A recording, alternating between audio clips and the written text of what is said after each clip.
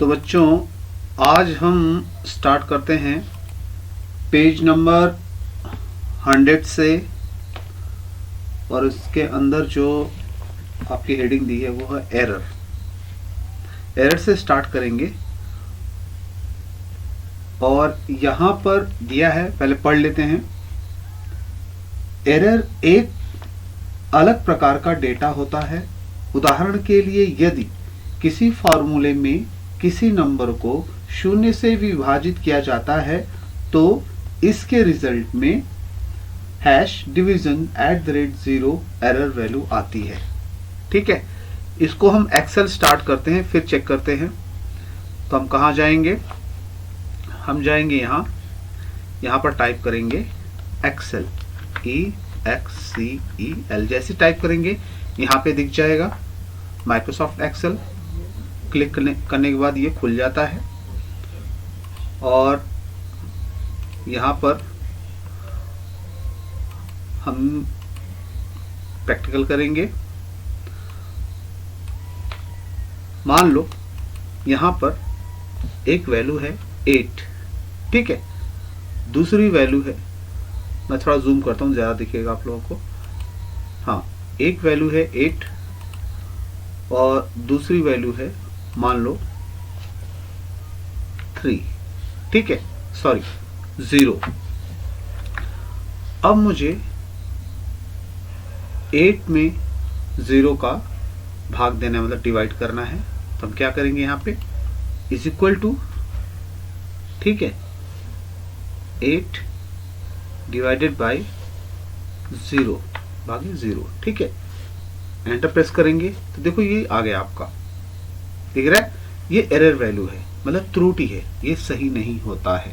अगर आप कहीं कभी भी ऐसा अगर कर दोगे तो ऐसा त्रुटि आएगी, मतलब ये एरर आएगा, इसलिए ये यहाँ पे दिया गया है।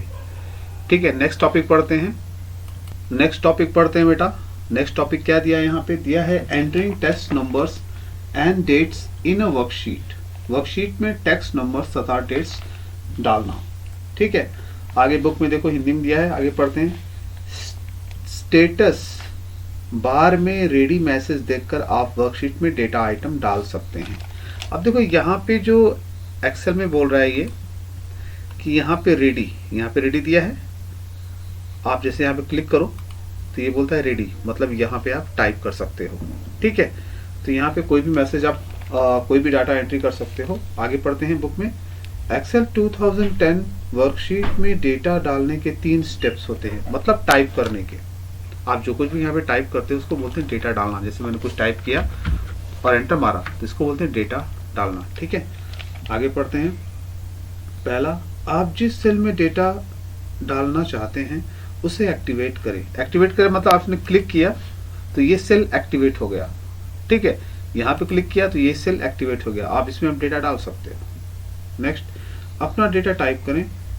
किसी एक एरो की को दबाकर अपना डेटा एंट्री को पूरा करें। जैसे यहाँ पे मैंने क्लिक किया तो ये सेल एक्टिवेट हो गया, मतलब चालू हो गया। यहाँ पे मैंने टाइप किया और फिर एंटर दबा दिया तो ये पूरा क्रम हो गया कि किसी सेल में डेटा टाइप करना। ये तो बहुत आसान है। आगे चलते हैं। सेल में डेटा आइटम को डालना। जिस सेल में आप अपना डेटा डालना चाहते हैं उसे एक्टिवेट करने के लिए उस पर क्लिक करें। एक्टिवेट सेल गहरे बॉर्डर में दिखाई देगा, है ना। जैसे मैं यहाँ क्लिक करूँ तो गहरा बॉर्डर आ गया, इसका साइड का बॉर्डर बहुत गहरा है, ठीक है। नेक्स्ट क्या दिया? अपना डेटा एक्टिवेट सेल में टाइप करें। अब यहाँ पे हम कुछ टाइप कर सकते हैं, दोबारा वो बता रहा है, मैं करके बता रहा हूँ आप लोगों को, ठीक है। ये हो गया। और बता रहा है यहाँ पे कि फॉर्मूला बार में 2 बटन दिखेंगे, एंटर बटन तथा कैंसिल बटन। एक्चुअली ये फॉर्मूला बार है, मैंने पहले भी आप लोगों को बताया था। जैसे यहाँ पे मैं कुछ क्लिक करूं और कुछ टाइप करूं, टाइप करने के बाद देखो यहाँ पे एक एंटर और आपको दूसरा कैंसिल बटन, ये कैंसिल बटन है, ठीक है, ये एंटर बटन है। हालांकि इसका ट्रिपल सी में पूछता है इसलिए बता रहा हूँ, इसकी जरूरत पड़ती नहीं, सीधा टाइप करके एंटर दबा दो तो हो जाएगा, लेकिन फिर भी ये एंटर का निशान है, ठीक है। ऐसे क्लिक करो तो जो एंटर टाइप करो वैसे ही हो जाता है। अब फिर से अगर कैंसिल करना है, कुछ टाइप कर रहे हो और इस पर क्लिक करो तो ये क्या हो जाएगा, कैंसिल हो जाएगा, मतलब हट जाएगा। आप दूसरा कुछ टाइप कर सकते हो, दूसरा कुछ टाइप करके फिर इस पर क्लिक करो या एंटर दबा दो। क्लियर। चौथा पढ़ते हैं, स्टेटस बार में प्रदर्शित होता है कि आप डेटा को एंटर कर रहे हैं। जैसे यहाँ पे मैं कुछ टाइप करूं, है ना, तो स्टेटस बार में आते हैं, यहाँ बोलता है एंटर, मतलब आप कुछ टाइप कर रहे हैं। ठीक है, इन एंटर मोड, देखो यहाँ पे रखते ही आ जाता है इन एंटर मोड। क्लियर, नीचे दिख रहा है, प्रकट हो जाता है। आगे पढ़ते हैं, क्या दिया बुक में, आगे दिया है कि 5वां, एंटर बटन दबाकर आप ये बताते हैं कि आपने डेटा एंट्री पूरी कर ली है। ओके, जैसे मैं यहाँ पे टाइप करता हूँ, टाइप करने के बाद एंटर बटन अगर दबा दूँ, एंटर बटन कीबोर्ड का, चाहे ये एक ही बात है, चाहे ये दबाओ चाहे कीबोर्ड का एंटर बटन दबाओ, तो दबाने के बाद ये हो गया कि मेरा डेटा एंट्री पूरा हो गया, जो कुछ मैंने इसमें टाइप किया वो पूरा हो गया। नेक्स्ट पढ़ते हैं, छठा, यदि आपने अपनी डेटा एंट्री को समाप्त करने से पहले कोई गलती की है तो इंसर्शन पॉइंट के बाएं कैरेक्टर को डिलीट करने के बैकस्पेस बटन दबाएं। देखो यहाँ पे याद रखना, मैं थोड़ा और जूम करता हूँ। अब देखो यहाँ पे मैं कुछ टाइप करता हूँ, ठीक है, मैं कुछ टाइप करता हूँ, फोर्स ये, ठीक है। अब मान लो कुछ गलती हो गई है ना, तो मैं अगर इसको बैक स्पेस दबाऊं तो हट जाता है, देख रहे हो, है ना। फिर कुछ मैं टाइप कर सकता हूं। बैक स्पेस से क्या होता है, बैक स्पेस से क्या हो रहा है कि पीछे का डाटा हट जा रहा है और आप दूसरा कुछ टाइप कर सकते हो। क्लियर। और जो ब्लिंक हो रहा है वो लाइन, उसको इंसर्शन पॉइंट बोलते हैं, आपको पता ही है। क्लियर। आगे पढ़ते हैं, दिया है कि पहले जो कुछ भी आपने टाइप किया उसे मिटाने के लिए कैंसिल बटन पर क्लिक करें। अगर ये पूरा मिटाना है तो ये वाला कैंसिल बटन दबा दोगे तो आसानी से आपको कैंसिल, पहले बता दिया मैंने। आगे पढ़ते हैं, डेटा एंट्री को पूरा करने के लिए ऊपर के सभी स्टेप्स को दोहराएं। ठीक, जो कुछ आप मैंने अभी बताया वो बार बार करोगे तो डेटा एंट्री, मतलब आप कुछ न कुछ इसमें एंट्री करते लिखते चले जाओगे, इसको बोलते हैं डेटा एंट्री करना। ठीक है। डेटा को डालने तथा एडिट करने के लिए MS एक्सेल निम्न दो विकल्प देता है। पहला, आप डेटा को फार्मूला बार में डाल सकते हैं। देखो जैसे मुझे यहाँ पे टाइप करना है, या तो यहाँ टाइप करूं या तो ये फार्मूला बार में टाइप करूंगा तो भी यहाँ पे टाइप होगा। देखना, मैं यहाँ पे टाइप कर रहा हूँ तो भी टाइप होगा। मैं टाइप कर रहा हूँ JIO, देखो यहाँ तो टाइप कर रहा हूँ लेकिन यहाँ भी टाइप हो रहा है ना। तो यहाँ टाइप करो चाहे यहाँ टाइप करो, एक ही बात है। क्लियर, ज्यादा फर्क नहीं है। आप यहाँ भी टाइप करोगे तो भी दिखेगा। जैसे मैं यहाँ पे टाइप करना चाह रहा हूँ तो देखो यहाँ पर भी टाइप दिखेगा। मैं टाइप करो, देखो आ गया। तो यहाँ टाइप करो चाहे टाइप करो, एक ही बात है। लेकिन फार्मूला जब आप लगाएंगे तो इसका आपको क्लियरिटी आ जाएगी, जो क्लियर आएगा कि इसमें दोनों में अंतर क्या है। क्लियर। आगे पढ़ते हैं, आप डेटा को सीधे सेल में डाल सकते हैं तथा एडिट कर सकते हैं। एडिट का नाम है बैकस्पेस या डिलीट मार के आप डेटा को हटाते दूसरा कुछ टाइप करते, उसको ये बोलते हैं।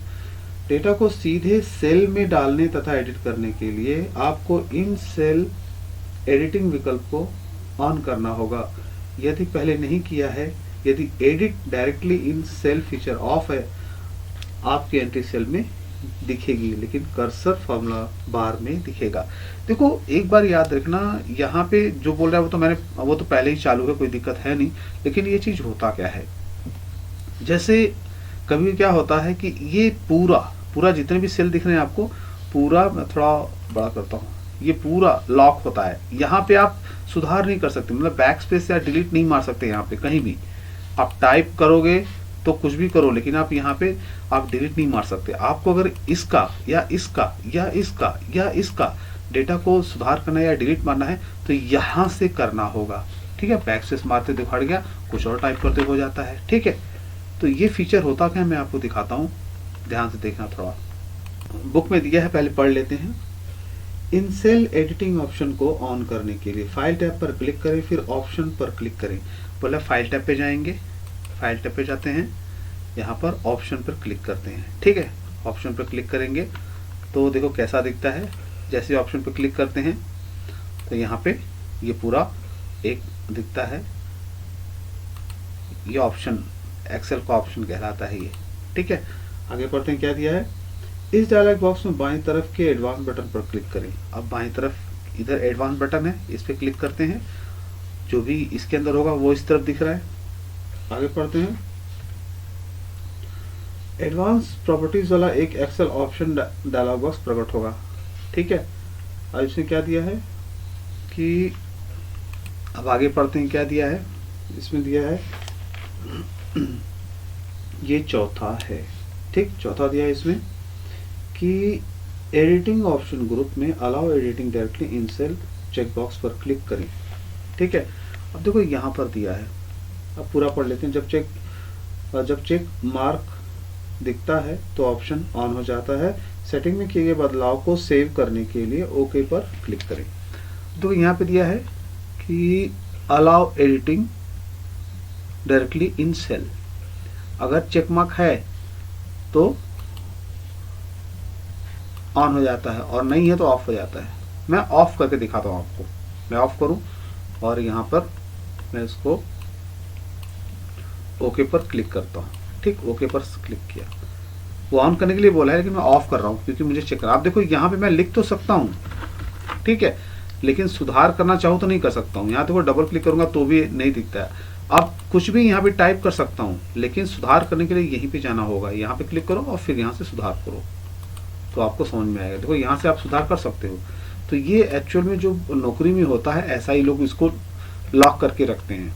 ये जितने भी है यहाँ पे आप सुधार नहीं कर सकते। डायरेक्टली इसी में आप क्लिक करके आप कहीं भी सेल में डायरेक्टली इसमें आप सुधार नहीं कर सकते। आपको सुधार करना है तो इस पर क्लिक करो और यहाँ पर फॉर्मूला बार में सेम दिखेगा, वहीं पे आप सुधार कर सकते हो या डिलीट कर सकते हो। ठीक है, तो उस फीचर का ये मतलब होता है। फिर से उसको ऑन कर देता हूँ क्योंकि आप लोगों को पढ़ना है एडवांस में जाके, और फिर allow editing directly in cells, इसको ओके कर देते हैं। चेक मार्क किया और यहाँ पे ओके। अब देखो, अब यहाँ पे क्लिक करो, आपको सुधार करना है कहीं भी तो देखो आ गया। ठीक है, आप यहाँ पे कर सकते हो, बैक स्पेस मारो और डिलीट कर सकते हो, सेव कर सकते हो। क्लियर, आगे पढ़ते हैं। क्या दिया है, टेक्स्ट डालना। टेक्स्ट एंट्री में अल्फाबेटिकल कैरेक्टर, नंबर्स, सिंबल शामिल किए जा सकते हैं। किसी सेल में टेक्स्ट डालने के लिए सेल को चुनें, टेक्स्ट एंट्री को टाइप करें तथा फार्मूला बार में एंटर बटन को क्लिक करके टेक्स्ट को एंटर करें। नंबर्स को, हाँ ठीक है, पहले टेक्स्ट टाइप करके देख लेते हैं। टेक्स्ट मतलब अक्षर, तो अक्षर टाइप करने के लिए सेम ही आपने देख ही लिया। यहाँ पे कुछ भी टाइप करो, ABCD कुछ भी टाइप करो, देखो टाइप हो रहा है ना, तो बस सिंपल एंटर दबा दो और कुछ नहीं है। ठीक है, नेक्स्ट पढ़ते हैं। नंबर्स को एक टेक्स्ट की तरह डालने के लिए उस नंबर से पहले एक अपॉस्ट्रोफी टाइप करें। ठीक है, उदाहरण 45,000, 4,000, सॉरी 45,000 है ये, 45,000। अब जैसे क्या होता है, टेक्स्ट और नंबर में अंतर क्या होता है। ठीक है, अब यहाँ पे टेक्स्ट है, ये नंबर है। जैसे मैं आपको दिखाता हूँ टेक्स्ट और नंबर में अंतर क्या होता है। जैसे मैंने यहाँ पे 8 टाइप किया, नीचे 6 टाइप किया। ठीक है, फिर मैंने 5 टाइप किया। इसको जोड़ते हैं। तो जोड़ने के लिए हम क्या करेंगे, यहाँ पे जाएंगे, यहाँ पे ऑटो सम दिया है, आ गया 19। ठीक है, यहाँ पे जोड़ा तो 19 आ गया। अगर मान लो यहाँ पे मैं 6 की जगह A लिख देता हूँ, ठीक, तो क्या जोड़ेगा, नहीं जोड़ेगा, और ये इस तरफ आता है। ठीक है, टेक्स्ट हमेशा याद रखना, टेक्स्ट लिखोगे तो बाएं तरफ से लिखता है। जैसे मैंने कुछ लिखा तो बाएं तरफ चला गया, और जब मैं नंबर लिखता हूँ तो ये क्या होता है, अपने आप एंटर प्रेस को दाएं तरफ आ जाता है। ठीक है, ये याद रखना, भूलना मत। तो ऐसे ही अगर मैं फिर से जोड़ूं तो ए नहीं जुड़ेगा, है ना, क्योंकि ये टेक्स्ट है। क्लियर, क्योंकि ये टेक्स्ट है। ऐसे ही अगर मैं मान लो मुझे किसी नंबर को टेक्स्ट की तरह लिखना है, जैसे मैं लिख रहा हूं मान लो 2, लेकिन 2 को ऐसा लिखूं, मैं अगर एंटर मारता हूं तो क्या जुड़ जाता है, देखो 15 हो गया, यहाँ पे आंसर 15 आ गया। लेकिन मैं चाहता हूं कि 2 लिखूं लेकिन वो जुड़े न, यहाँ पे 15 न बने, मतलब जुड़ के ना जाए वो। ये एक्सेल जो है इसको टेक्स्ट समझे, नंबर को जो मैं 2 के अंदर लिख रहा हूँ मैं क्या करूंगा कि यहाँ पे ध्यान से देखना, मैं अपॉस्ट्रोफी यूज करूंगा। अपॉस्ट्रोफी होता क्या, और जूम करता हूँ आपको दिखेगा। अपॉस्ट्रोफी क्या होता है, ध्यान से देखना। यहाँ पे क्लिक करता हूँ और ये टाइप किया, अब अपॉस्ट्रोफी दिख रहा है ना, मैंने हटा दिया, फिर से टाइप कर रहा हूँ। ये एंटर के बगल में होता है, नीचे बता दूंगा मैं। यहाँ पे अब टाइप करता हूँ 2 और फिर एंटर मारता हूँ। देखो ये ग्रीन सा, थोड़ा सा आपको ग्रीन दिखने लगा, हरा है ना, 2 के ऊपर हरा एक डॉट तीर जैसा दिख रहा है, इसका मतलब होता है ये टेक्स्ट है। अब देखो यहाँ पे आंसर देखो नहीं जुड़ा, यहाँ 13 ही है, 2 को नहीं जुड़ा उसने। क्लियर? तो ये तरीका होता है एक नंबर को टेक्स्ट की तरह लिखने का। क्लियर? आगे पढ़ते हैं, आगे क्या दिया है। आगे दिया है बेटा कि वर्कशीट में टेक्स्ट न्यूमेरिक फॉर्मेट का प्रयोग करके नंबर्स की एक रेंज को टेक्स्ट की तरह फॉर्मेट करना। उन सेल्स की रेंज को सिलेक्ट कर जिसमें नंबर्स मौजूद हैं, होम टैब से ग्रुप की ड्रॉप डाउन लिस्ट में टेक्स्ट विकल्प को चुनें। अब देखो मान लो मैं ऐसा बहुत सारा करना चाहता हूँ, ये 2 को ही बनाया है मैंने ना, है ना, मैं चाहता हूँ कि ऐसा आप बहुत सारा कर सकूँ। क्या करूँगा, कितना करना है मुझे मान लो यहाँ से लेके यहाँ तक नंबर लिखूँ, लेकिन सब टेक्स्ट जैसा। तो यहाँ पे जाऊँगा, ये होम टैब के अंदर, यहाँ पे नंबर्स ग्रुप है, यहाँ से लेके यहाँ तक, ये जनरल के बगल में तीर है, यहाँ पे क्लिक करूँगा और नीचे जाऊँगा एकदम नीचे, यहाँ पे लिखा टेक्स्ट। ठीक है, अब मैं टाइप कर रहा हूँ, देखो एंटर मार रहा हूँ, टाइप कर रहा हूँ कुछ भी, एंटर मार रहा हूँ, कोई भी नंबर टाइप कर रहा हूँ, एंटर मार रहा हूँ, कुछ भी टाइप कर रहा हूँ, नंबर एंटर मार रहा हूँ, टाइप किया एंटर मारा, टाइप किया एंटर मारा। तो यहाँ पे देखो टाइप किया एंटर मारा, फिर टाइप किया एंटर किया, फिर टाइप किया एंटर किया, फिर टाइप किया एंटर किया, फिर टाइप किया एंटर किया। ठीक है, अब मैं बाहर क्लिक कर देता हूँ, देखो सब टेक्स्ट जैसा हो गया। अगर आप इसको जोड़ना चाहो तो नहीं जुड़ेगा, अगर आप इसको जोड़ना चाहो, जोड़ने के लिए सिलेक्ट करो और यहाँ सिलेक्ट करो और जोड़ने के लिए यहाँ पे क्लिक करो, देखो नहीं जुड़ेगा, ठीक नहीं लेगा, है ना। जोड़ने के लिए बताऊं कैसे जोड़ा जाता है।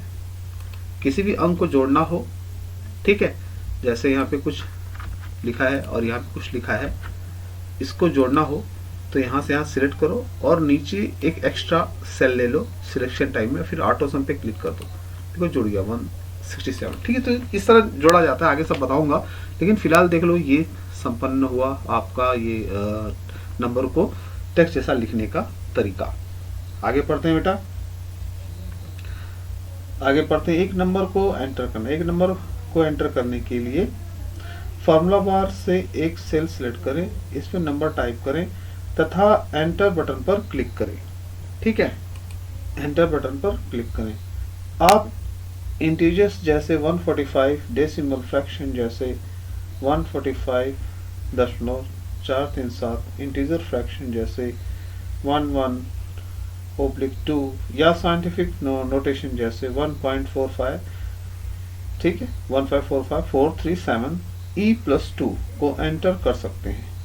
ठीक है, तो ये भी होता है सेम वैसे ही, कोई ज़्यादा है नहीं। जैसे यहाँ पे मैं कुछ ज़्यादा संख्या अगर लिख दूँ, आप प्रैक्टिकल को भी समझ में आ जाएगा। कुछ भी ज़्यादा संख्या लिख देता हूँ और एंटर दबाता हूँ तो देखो इसका एक अलग आ गया तरीका, इसको साइंटिफिक नोटेशन बोलते हैं। ठीक है, इसमें ज़्यादा कुछ अंदर जाने की ज़रूरत नहीं है, ये अपने आप क्या करता है कि ज़्यादा संख्याएं हो जाती हैं तो उनको थोड़ा छोटा कर देता है ना। आप डबल क्लिक करोगे तो पूरा दिखेगा, बाहर एंटर कर दोगे तो शॉर्ट कर देगा, छोटा कर देगा। ठीक है, आगे पढ़ते हैं। वर्कशीट में डेट और टाइम को एंटर करना। ठीक है, आगे पढ़ते हैं क्या दिया है। डेट्स को विभिन्न फॉर्मेट्स में डालने के लिए निम्नलिखित स्टेप्स हैं। पहला, उस सेल को चुनें जिसमें आप डेट डालना चाहते हैं।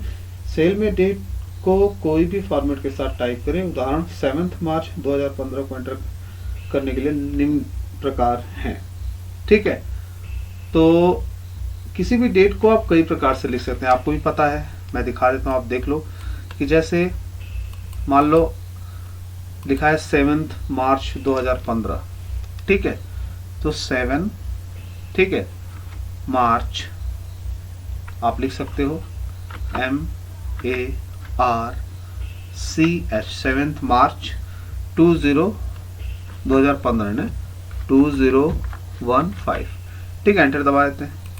तो ऐसे भी लिख सकते हो और आप ऐसे भी लिख सकते हो, कैसे 3 ओब्लिक, ठीक, सॉरी 3/7, ठीक है, ओब्लिक 2015। ठीक है, ऐसे भी लिख सकते हो अलग अलग प्रकार से। ठीक है, या 7 मार्च लिख सकते हो। ठीक है, मार्च 2015 बुक में दिया है, देख लेना, इसे बहुत आसान है, कोई इसमें अलग से कुछ लिखना नहीं है। आगे चलते हैं। MS Excel 2010 वर्कशीट में टाइम डालने के निम्न स्टेप्स हैं। ठीक है, आगे पढ़ते हैं। उस सेल को चुनें जिसमें आप टाइम डालना चाहते हैं। टाइम के निम्नलिखित फॉर्मेट्स हैं। उदाहरण के लिए देख ही रहे हो आप टाइम, ये भी आप देख लेना, इसे बताने की जरूरत है नहीं। अब टाइप करना है, जैसे आप 24 घंटे का अगर यूज करते हो तो 1 बजे को आप 13 लिखते हो, है ना, 13 संबंधी का चिन्ह, मतलब इसको कोलन बोलते हैं, 00, एंटर दबा दो। तो ये क्या हो गया, 13, मतलब 1 बज रहा है। 24 घंटे वाला अगर आप यूज करते हो तो टाइम, 12 घंटे वाला यूज करते हो तो क्या लिखोगे, 01। ठीक है, संबंधी मतलब ये हो गया 00। तो इस तरह 12 घंटे में इस तरह होता है, 24 घंटे में इस तरह। तो इस तरह से दिया हुआ है, आप देख लेना बुक में, ज्यादा कुछ कठिन नहीं है। 24 टाइम 2 प्रकार से सेट किया जाता है, 24 घंटे का और 12 घंटे का, आप सबको मालूम है और देख भी लिया। जैसे 13 को 11, 12 बजे के बाद आप ऐसे लिखते हो। अच्छा हाँ, रात को जब 12 बजते हैं तो इसके लिए क्या होता है, रात को 12 जब बजते हैं तो 00:00, इसको बोलते हैं 12, ये होता है रात का 12। ठीक है, ये दिमाग में रखना। आगे पढ़ते हैं, क्या दिया है। पहले तो उदाहरण में 24 आवर्स क्लॉक, 24 घंटे से समय लिया गया है। यदि आप 24 आवर्स क्लॉक मतलब 24 घंटे का इस्तेमाल करते हैं, टाइम के बाद स्पेस तथा AM या PM या अपर या लोअर केस लेटर में लिखें। अब ये जो है, अब 1 बज रहा है तो ये क्या बता रहा है, 1 AM हो रहा है। ठीक है, अगर आप 12 घंटे का टाइम लिखते हो तो यहां आप क्या लिखेंगे, PM। ठीक है, PM। तो आपको मालूम होना चाहिए सब चीजें। आगे पढ़ते हैं। Creating text number and data series, text number तथा डेटा सीरीज को बनाना। आगे पढ़ते हैं। आगे दिया है कि दिया है यहाँ पे बेटा, माइक्रोसॉफ्ट एक्सेल की सेल में डेटा मतलब टेक्स्ट नंबर डेट को स्वतः करने का फीचर दिया गया है। टेक्स्ट को बनाना, सेल में टेक्स्ट को एंटर करने के लिए अपनी इच्छा के सेल एड्रेस पर सेल पॉइंटर को लाएं तथा कीबोर्ड से एंट्री को टाइप करें। सेल एड्रेस में टेक्स्ट को डालने के लिए निम्नलिखित स्टेप्स अपनाएं। पहला, सेल एड्रेस में माउस पॉइंटर को ले जाएं तथा एक बार माउस के बाएं बटन को क्लिक करें। सेल एड्रेस में आते ही सेल पॉइंटर आयताकार आकार में बदल जाता है। अब सेल में टेक्स्ट टाइप करें, फिर कीबोर्ड से एंटर की दबाएं। फोन नंबर्स, एड्रेस इत्यादि को एंटर करने के लिए टेक्स्ट एंट्रीज सामान्यतः रो तथा कॉलम हेडिंग्स के रूप में उपयोग की जाती है। सभी टेक्स्ट लेफ्ट अलाइन होते हैं तथा टेक्स्ट एंट्रीज पर फॉर्मूला नहीं लगाया जा सकता है। तो यहाँ पे टेक्स्ट में क्या दिया बेटा, यहाँ पे क्या दिया बेटा, पहले बता चुका हूँ ये सब। डेट वगैरह टाइप करना, जैसे यहाँ पे भी डेट दिया तो आप अलग से टाइप कर सकते हो, जैसे 3/7/2015। किसी पे क्लिक करो, क्लिक करने के बाद खुद ही आयताकार हो जाता है। देखो ये बॉर्डर आयताकार है ना, वही बताओ। कुछ भी नंबर वगैरह टाइप करना है तो बहुत आसानी से आप टाइप कर सकते हो, इसमें कुछ खास तो है नहीं, लेकिन फिर भी आगे पढ़ते हैं क्या दिया है। नंबर तथा डेट सीरीज का उपयोग करना। MS Excel 2010 में डेट्स, नंबर या टेक्स्ट की सीरीज को डालना बहुत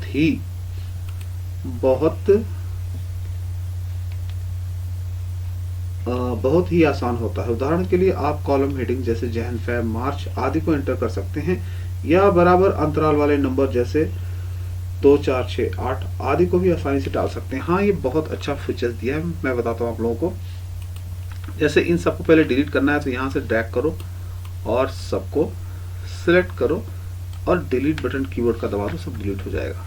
ठीक है, अब देखो ध्यान से, जैसे मुझे पहाड़ा लिखना है ना, गांव बोलते हैं ना टेबल को पहाड़ा, 2 1 2, 2 2 4, 2 3 2 3 6, या 2 1 2 2 2 4, 2 3 6, ऐसी टेबल होता है ना पहाड़ा। जैसे यहाँ पे मैं लिखता हूँ 2 एंटर, 2 2 4, मतलब 2 2 4। अब यहाँ पे लिख के इसको सिलेक्ट करता हूँ और ये जैसे ही आता है यहाँ पे प्लस का चिन्ह, ऑटो फिल, यहाँ पे फिल हैंडल होता है, इसको ड्रैग करो, देखो पहाड़ा आ गया है ना। फिर 3 का करना है तो 3 एंड 2 9 6, 3 2 6, यहाँ पे सिलेक्ट करते हैं, फिर यहाँ पे ड्रैग करेंगे, 3 का पहाड़ा आ जाएगा। आप कोई भी पहाड़ा कोई भी हो, आप 103 का पहाड़ा है ना, 103 का पहाड़ा डाल दो। ठीक है, आप डाल दो तो भी वो, बस 2 आपको डालना है। उसके बाद सिलेक्ट करो, सिलेक्ट करने के बाद आप यहाँ से फिल हैंडल को ड्रैग करो, ये आ गया। ये जो प्लस का चिन्ह आता है ये होता है फिल हैंडल, है ना। कम करो कम आ जाएगा, ऊपर करोगे ऊपर आ जाएगा, है ना।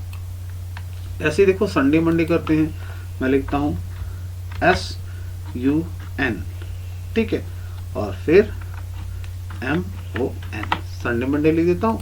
और जैसा कि मैं इसे ड्रैग करता हूँ तो देखो Sunday Monday Tuesday Wednesday Thursday Friday Saturday, फिर से संडे मंडे ट्यूसडे ऐसे आता जाएगा। मैं जैन फेब लिखता हूँ तो भी देखो आएगा, जनवरी फरवरी जैन, ठीक, एंटर फैब। तो क्या करेगा ये कि ये पूरा बाहर क्लिक करता हूँ, फिर से सिलेक्ट करता हूँ और जो प्लस का चिन्ह दाएं तरफ आता है फिल हैंडल, इसको ड्रैग लेफ्ट क्लिक दबा के नीचे खींचता हूँ और देखो फिर से पूरा आ गया, जैन फेब मार्च अप्रैल मई जून जुलाई। तो ये सीरीज आ जाती है ना। तो आप इससे आप सीरीज बना सकते हो।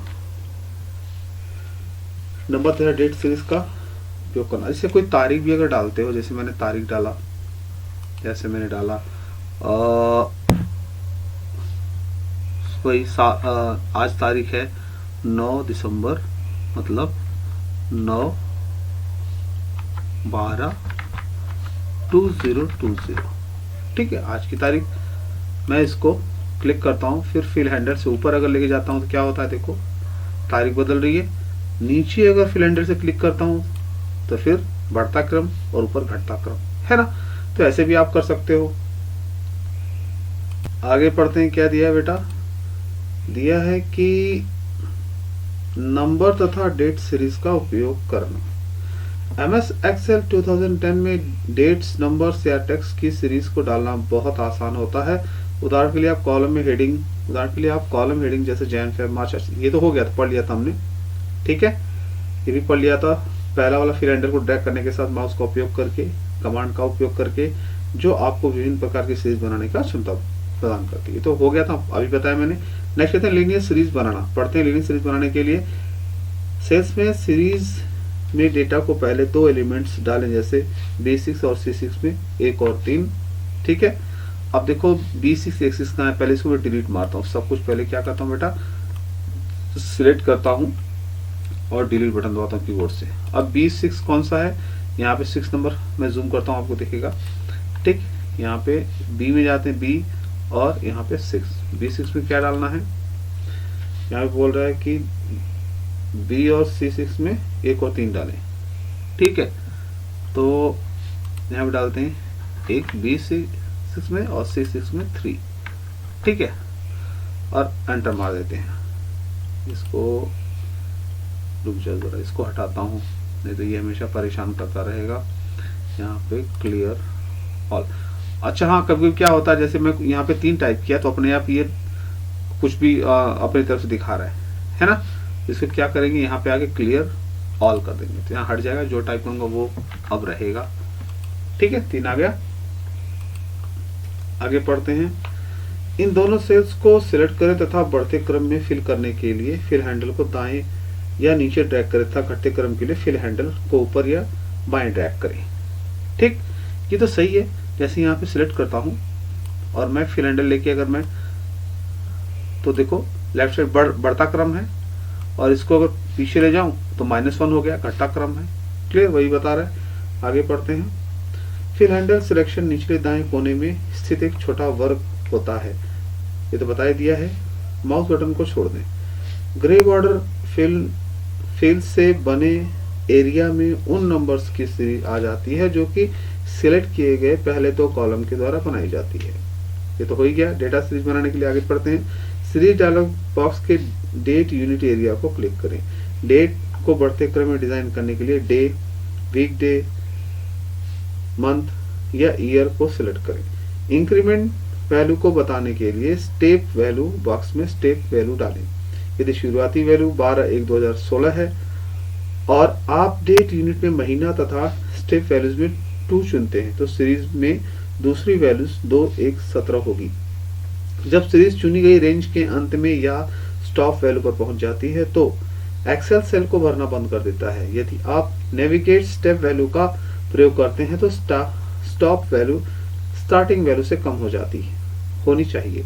सीरीज एंट्री को स्टॉप करने के लिए स्टॉप वैल्यूज बॉक्स में वो वैल्यूज डालें जिस पर आप सीरीज को रोकना चाहते हैं। जैसे 12/1/2017 स्टॉप वैल्यू सीरीज में आखिरी डेट को बताती है। ओके पर क्लिक करें। देखो ये करने का कोई मतलब नहीं है, क्योंकि जब हमें डेट आराम से मिल जा रही है, हम यहीं पे अगर मैं डेट डाल रहा हूँ, जैसे आज 9 है, 9/12 महीना ओब्लिक, इसको ओब्लिक बोलते हैं या स्लैश भी बोलते हैं या बैक स्लैश भी बोलते हैं, सॉरी फ्रंट स्लैश भी बोलते हैं। तो 2020, ठीक है, मैं इसे क्लिक कर दिया। अब मुझे इतना सारा लंबा कुछ करने की जरूरत नहीं, मैं यहीं भी क्लिक करूं और इसको अगर ऊपर क्लिक करूं, जितना चाहिए मुझे उतने भी स्टॉप कर सकता हूं, रोक सकता हूं, ठीक। और यहां से बढ़ाना है तो यहां से फिल हैंडल जो आ रहा है ये ऐसा, ठीक, इसको दबा के नीचे खींचता तो बढ़ जा रहा है। तो इतना सब लंबा करने की जरूरत नहीं है। यही जो मैंने बताया सिंपल आइडिया यूज करो, बहुत अच्छा है और फास्ट भी काम होगा। नेक्स्ट पढ़ते हैं। टेक्स्ट तथा हेडिंग की सीरीज को बनाना। एमएस एक्सेल में उन हेडिंग्स की सीरीज को बनाया जाता है जो डेट्स या नंबर्स नहीं है। टेक्स्ट तथा हेडिंग्स की सीरीज बनाने के लिए फाइल टैब पर क्लिक करें तथा ऑप्शन पर क्लिक करें। एक्सेल ऑप्शन डायलॉग बॉक्स प्रकट होता है। इस डायलॉग बॉक्स में बाईं तरफ बने एडवांस बटन पर क्लिक करें। एडवांस प्रॉपर्टी वाले एक्सेल ऑप्शन डायलॉग बॉक्स खुल जाएगा। इस डायलॉग बॉक्स में जनरल ग्रुप के अंदर एडिट कस्टम लिस्ट पर क्लिक करें। कस्टम लिस्ट डायलॉग बॉक्स खुल जाएगा। छठा, कस्टम लिस्ट बॉक्स में न्यू लिस्ट को सिलेक्ट करें। लिस्ट एंट्रीज लिस्ट बॉक्स को चुनें तथा लिस्ट में आप जिन आइटम को चाहते हैं उन्हें टाइप करें। आइटम्स को अलग करने के लिए एंटर की टाइप करें। कस्टम लिस्ट बॉक्स में लिस्ट जोड़ने के लिए ऐड बटन पर क्लिक करें। आपकी लिस्ट कस्टम लिस्ट बॉक्स में दिखने लगेगी। यदि आपके पास और लिस्ट एंटर करने के लिए नहीं है तो ओके पर क्लिक करें। यदि आपके पास एंटर करने के लिए नई लिस्ट है तो कस्टम लिस्ट बॉक्स में न्यू लिस्ट चुनें तथा लिस्ट एंट्रीज लिस्ट बॉक्स में अपनी लिस्ट टाइप करना शुरू करें। देखो बच्चों, कभी कभी क्या होता है कि जैसे हम नौकरी में हैं और करीब 150-200 नाम है। जैसे मान लो किसी कॉलेज में हम क्लर्क का काम करते हैं और कई बच्चे, मतलब 150-200 बच्चे हैं या 1000 बच्चे हैं और उनके नाम बार बार लिखना पड़ता है। जैसे मैंने राकेश, अनिकेत, महेश, सरोज, अंकित लिखा है, ऐसे 150-200 नाम बार बार लिखना पड़ता है और बार बार उनके साथ, उन नामों के साथ कुछ काम करना पड़ता है और बार बार लिखना पड़ता है। जब भी नया काम करो फिर से नाम लिखना पड़ता है एक्सेल में। तो ऐसे ही जैसे मैंने आपको बताया कि संडे मंडे जो खींचता हूँ, ड्रैग करने के बाद अपने आप आ जाता है, या आप जनवरी फरवरी लिख के ड्रैग करते हो, मतलब खींचते हो नीचे तो अपने आप आ जाता है। ऐसे ही मैं चाहता हूं खाली राकेश लिख के मैं फिल हैंडल खींचूं तो अपने आप नाम आ जाए, ठीक है। तो ये क्या करना पड़ता है कि इन जो भी नाम हम बार बार खींचना पड़े, हमें लिखना पड़े, तो हम एक्सेल के दिमाग में, ये जो माइक्रोसॉफ्ट एक्सेल हम पढ़ रहे हैं इसके दिमाग में वो नाम डालने पड़ते हैं। जैसे संडे मंडे हम डालते हैं ना, संडे मंडे या जनवरी फरवरी, ये सब नाम हम पहले से डाला हुआ है, इसलिए ड्रैग करने पर अपने आप आ जाता है, ठीक है। ऐसे ही जैसे ये नाम है जिनका मैं नौकरी कर रहा हूँ, ये बार बार 150-200 नाम है या 1000 नाम है, और इनको मुझे एक्सेल के दिमाग में डाल देना है कि जैसे ही मैं राकेश पहला नाम टाइप करूं और फिर फिल हैंडल यूज करूं तो अपने आप बाकी खींचने पर बाकी नाम अपने आप आ जाए। इसके लिए क्या करना पड़ेगा, देखो ध्यान से, मैं फाइल में जाता हूं, फाइल में जाने के बाद एक्सेल ऑप्शन, यहाँ पे जाने के बाद एडवांस, ठीक है, एडवांस में जाके और अब इस तरफ देखेंगे नीचे एकदम, ठीक है बेटा, एकदम नीचे। तो ये जो है स्क्रॉल बार, इसको डाउन लेके जाएंगे एकदम नीचे, और जब डाउन आ जाएगा तो यहाँ एडिट कस्टम लिस्ट आ जाती है, इस पर क्लिक करेंगे बेटा, ठीक है। और ये करने के बाद, ठीक है, ये करने के बाद यहाँ पर वो नाम लिखेंगे। जैसे पहला क्या था, राकेश, मैं लिखता हूँ यहाँ पे RAKESH, ठीक है। फिर एंटर दबाता हूँ। फिर दूसरा नाम क्या है, अनिकेत, तो टाइप कर देता हूँ उसको, अनिकेत ANIKET। फिर एंटर दबाता हूँ। दूसरा नाम क्या है, महेश, वो भी टाइप लिख देता हूँ MAHESH। फिर एंटर दबाता हूँ। नेक्स्ट नाम क्या है, सरोज, SAROJ। नेक्स्ट टाइम के एंटर दबाता हूँ। फिर अंकित है ANKIT, ठीक है। ये पूरे नाम लिख दिए, ठीक है। पूरे नाम को सिलेक्ट करना है, सिलेक्ट कर दो, ठीक है। सिलेक्ट करने के बाद ऐड कर दो, देखो इस तरफ आ जाएगा, ऐड कर दिया, देखो आ गया, ठीक है। अब इसको क्या करो, ओके कर दो, यहाँ पे ओके कर दो, ठीक है। और यहाँ इसको भी यहाँ पे ओके, इसको भी ओके कर दो, ठीक। अब देखो मैं यहाँ पे अंकित लिखता हूँ, राकेश लिखता हूँ, पहला नाम लिखता हूँ RAKESH। याद रखना जैसा आपने लिखा है वैसा ही सेम, पहला बड़ा और बाकी सब छोटा वैसे ही लिखना है। फिर एंटर दबा दो, ठीक है। और फिर इस पे क्लिक करो, क्लिक करने के बाद फील्ड हैंडल जो दिखता है उस पर ड्रैग कर दो, देखो सारे नाम अपने आप आ गए, ठीक है। तो मैंने क्या किया, इन सब नामों को एक्सेल के दिमाग में डाल दिया, और जैसे राकेश लिखता हूँ और ड्रैग करता हूँ, मतलब खींचता हूँ, तो समझ जाता है एक्सेल उन नामों को दे देता है यहाँ पे। Clear, okay. आगे पढ़ते हैं बेटा, क्या दिया है, editing worksheet data, worksheet data को एडिट करना। सेल एंट्री को एडिट करते समय आप फॉर्मूला बार में या उसी सेल में टेक्स्ट को एडिट कर सकते हैं। फॉर्मूला बार में सेल एंट्री को एडिट करने के लिए आप जिस डेटा को एडिट करना चाहते हैं उसके सेल को चुनें। फॉर्मूला बार में टेक्स्ट के अंदर इंसर्शन पॉइंट को ले जाएं। आप जिस टेक्स्ट को एडिट करना चाहते हैं उस पर पॉइंटर को रखें तथा क्लिक करें। एक फ्लैश होने वाला इंसर्शन पॉइंट ये बताता है कि टाइपिंग तथा एडिटिंग कहां पर होनी है। सेल एंट्री को एडिट करें या नया टेक्स्ट टाइप करें। ये तो आपको पहले ही बता दिया है ना। जैसे यहाँ पे लिखा है राकेश, ठीक है, राकेश लिखा है, तो इसको सुधार करना है तो इसी में डबल क्लिक कर दो, है ना। बैक स्पेस मार के जो कुछ लिखना है लिख सकते हो, या अनिकेत लिखा है तो यहाँ पे सुधार नहीं करना चाहते, यहाँ पे करना चाहते हो। फॉर्मूला में दोनों नाम सेम ही होता है, यहाँ पे भी करो तो भी वहाँ पे हो जाएगा। पहले बताया था, सुधार कर जो कुछ लिखना चाहो लिख सकते हो और क्लिक कर दो, एंटर, हो गया काम। तो ये तो, और जो फ्लैश होता है इंसर्शन पॉइंट, ये देखो ये जो फ्लैश हो रहा है मतलब कभी दिख रहा है कभी नहीं दिख रहा है। और मैं जूम करता हूँ, ये देखो यहाँ पे मैं डबल क्लिक करता हूँ, देखो यहाँ पे, ठीक है, अब दिख रहा है ना। ये जो पूर्ण विराम जैसा कभी दिखता है कभी नहीं दिखता है ना, कभी दिखता है कभी नहीं दिखता है, दिख रहा है कि नहीं, है ना। इसको बोलते हैं इंसर्शन पॉइंट। ये जो है कभी दिख रहा है कभी नहीं दिख रहा है, इसको बोलते हैं बेटा इंसर्शन पॉइंट। ये फ्लैश होता रहता है, फ्लैश होना मतलब कभी दिखना कभी नहीं दिखना कहलाता है, ठीक है। चलो इसको थोड़ा बड़ा कर लेते हैं। अब मैं यहीं पे ये चीज ये हो गया, और ये करने के बाद यहां तक हो गया आपका बेटा। ये वर्कशीट डेटा को एडिट करना, ये याद रखना, एक्सेल बहुत इंपॉर्टेंट होता है, बहुत महत्वपूर्ण होता है। संसार में हर जगह इसकी पढ़ाई की जाती है, इसका काम हर जगह चलता है, हर ऑफिस में इसकी पूछ बहुत ज्यादा होती है। तो याद रखना, मैं जो पढ़ा रहा हूँ गांव के बच्चों के लिए है, ये इसीलिए गांव के हिसाब से मैं समझाता हूँ, तो आपको क्लियर समझ में आ जाएगा। ये सब टोटल बेसिक है, ठीक है। जो एक्सपर्ट मोड है वो थोड़ा थोड़ा वीडियो में डालता रहूँगा, आपको बताता रहूँगा, लेकिन ये टोटल बेसिक है। आप अगर अच्छे से समझ जाओगे तो जो अच्छा लेवल है आएगा, एक्सपर्ट लेवल आएगा, वो भी आप पढ़ सकते हो। तो बहुत ध्यान से बच्चों पढ़ो इसको। चलो।